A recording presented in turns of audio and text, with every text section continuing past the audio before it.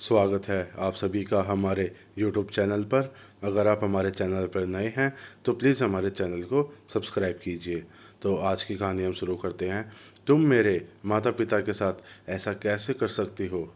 इलायची देवी और उनके पति ईश्वर चंद गाँव में रहते थे।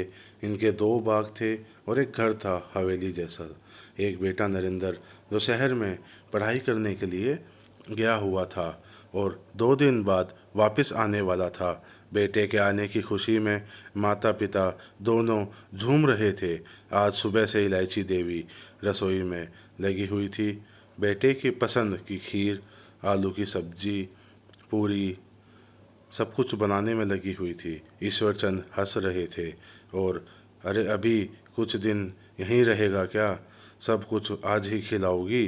तो इलायची देवी बोली, क्या करूं, कितने दिनों बाद बेटा आ रहा है। इतनी देर में बाहर से आवाज़ आती है, माँ, बाबूजी। अरे आ गया मेरा बेटा। दोनों जल्दी से आंगन में आ जाते हैं। नरेंद्र आगे बढ़कर दोनों के चरण स्पर्श करता है तो माँ अपने सीने से लगा लेती है और आंखों से आंसू बहने लगते हैं।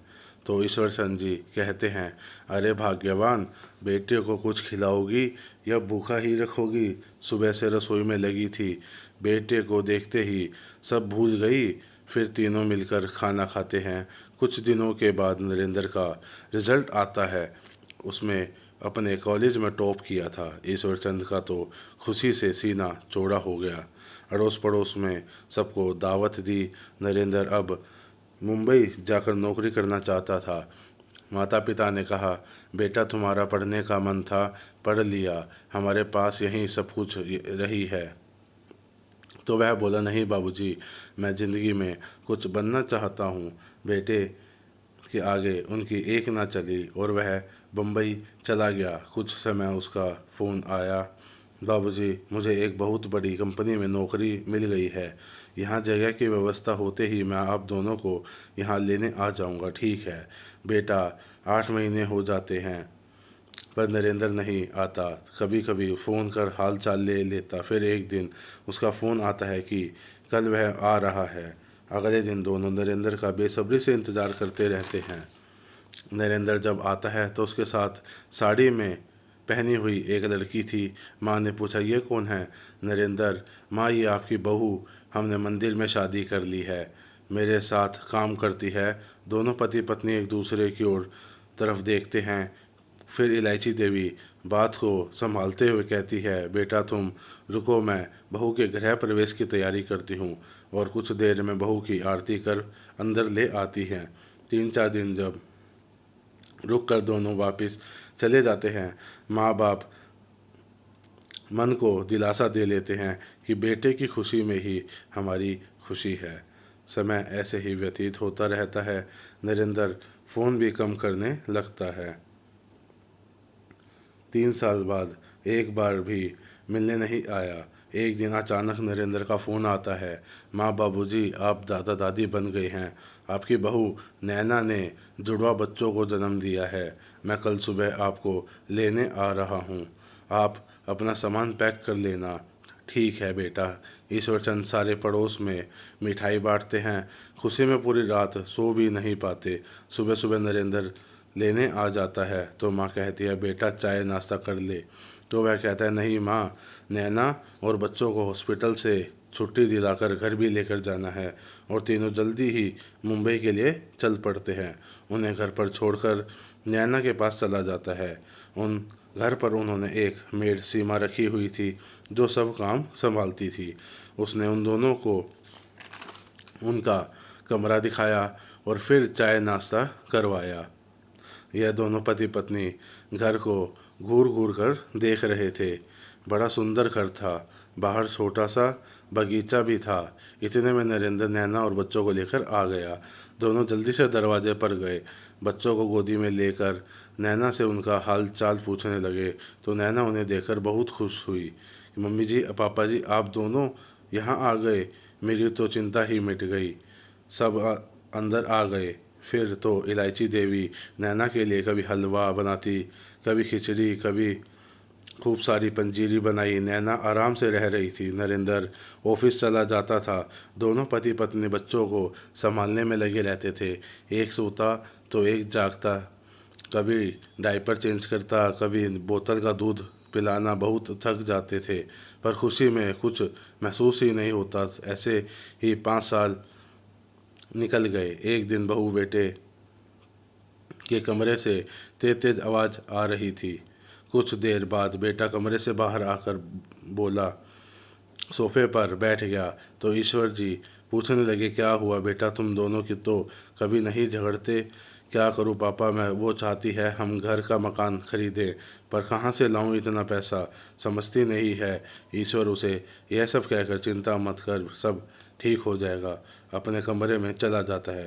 रात को दोनों पत्नी पत्नी आपस में सलाह करते हैं और सुबह कहते हैं, नरेंद्र हम भी नहीं चाहते कि हमारे पोता पोती किराए के मकान में रहे।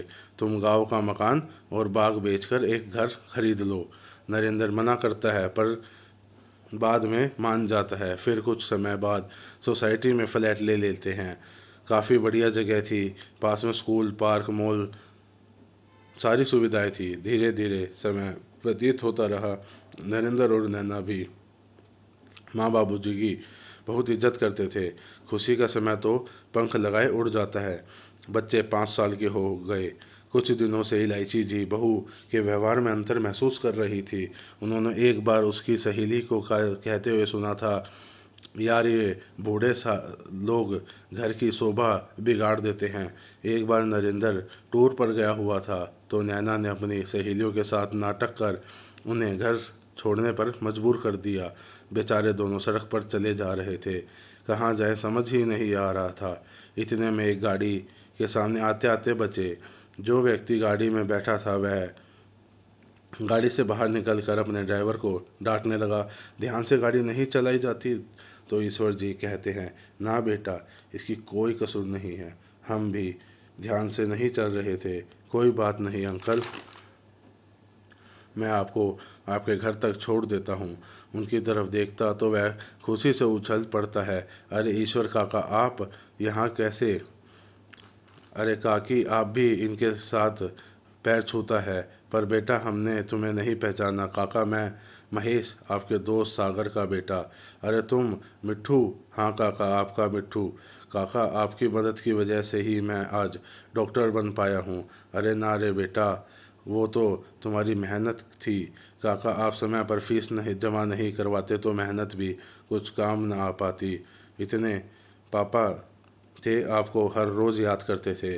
क्या मतलब तेरा मेरा दोस्त नहीं रहा। काका आप यहाँ कैसे, नरेंद्र क्या कर रहा है। दोनों आंखें नीची कर चुप हो जाते हैं तो महेश समझ जाता है कुछ है जो यह बताना नहीं चाहते।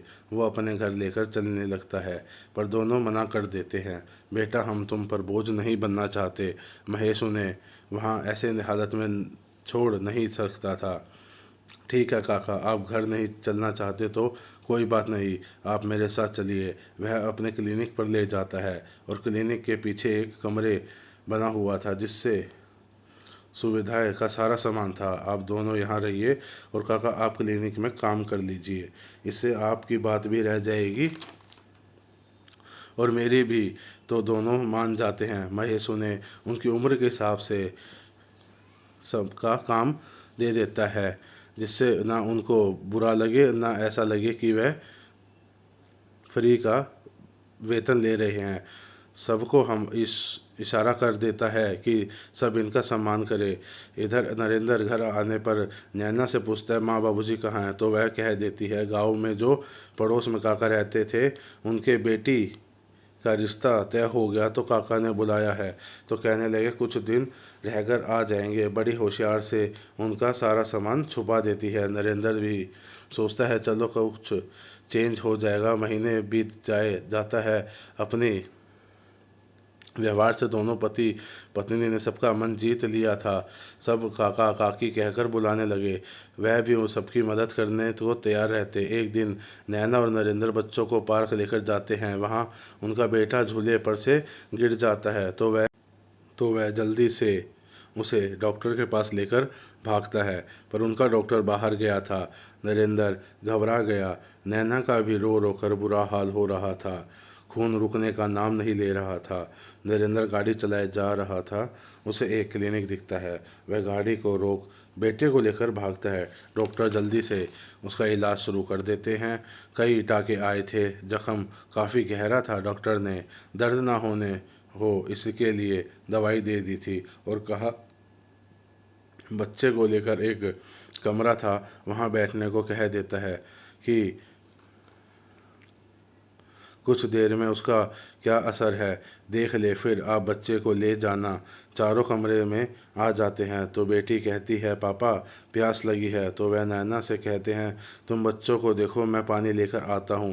वह वाटर कूलर की तरफ जाता है तो देखता है सामने एक कुर्सी पर उसके बाबूजी बैठे हैं, तो वह भागकर उनके पास जाता है। बाबूजी आप यहाँ मुंबई कब आए? यहाँ क्या कर रहे हैं? काका की बेटी की शादी हो गई? अच्छे से ईश्वर जी कुछ बोले नहीं पर पा रहे थे। इतने में इलायची जी उनके पास चाय लेकर आ जाती है, तो वो कहता है माँ आप भी यहाँ, मुझे बताओगी क्या हुआ है? कुछ बोलने से पहले वह उसके कपड़ों पर लगा खून देख लेते हैं। अरे क्या हुआ बेटा, तुम ठीक हो तो ये खून कैसा है? तो वह सारी बात बता देता है। दोनों भागकर वहाँ जाते हैं। पोते की हालत देख रोने लगते हैं। नरेंद्र नैना तुम्हें पता था माँ बाबूजी यहाँ हैं? नैना भी डर और श्रम से हालत ख़राब थी। वह एकदम से अपने सास ससुर के पैरों में गिरकर माफ़ी मांगने लगती है। इतने में महेश वहां आ जाता है। ईश्वर जी को वहां देख कहता है काका काकी आप दोनों यहाँ क्या कर रहे हो? वो बच्चा कहाँ है? मैं उसे देखने आया हूँ। तो ईश्वर जी कहते हैं महेश ये हमारा बेटा नरेंद्र, और नरेंद्र ये है मिट्ठू जो अब डॉक्टर महेश बन गया है, ये इसकी जगह है। दोनों एक दूसरे की गले लग जाते हैं। महेश उनको अकेला छोड़ने की समझ कुछ देर में आती है कहकर बाहर चला जाता है। नैना सारी बात बता नरेंद्र से माफ़ी मांगती है। नरेंद्र कहता है तुमने मुझे किसी को अपना चेहरा दिखाने लायक नहीं छोड़ा। फिर माँ बाबूजी ये माफ़ी मांग घर चलने को कहता है। दोनों दुविधा में पड़ गए जाए या नहीं। तो दोस्तों ईश्वर जी को क्या कर फैसला लेना चाहिए? अपने बेटा बहू को माफ़ कर साथ में चले जाना चाहिए या वहीं रह अपना सम्मान बनाए रखना चाहिए? अगर आपको हमारी कहानी पसंद आई हो तो प्लीज़ इसे लाइक कीजिए और हमें कमेंट करके ज़रूर बताइए कि इनको क्या फ़ैसला लेना चाहिए। और अगर आपने अभी तक हमारा चैनल सब्सक्राइब नहीं किया है तो प्लीज़ इसे सब्सक्राइब कीजिए। आप सभी का धन्यवाद हमारे वीडियो को देखने के लिए।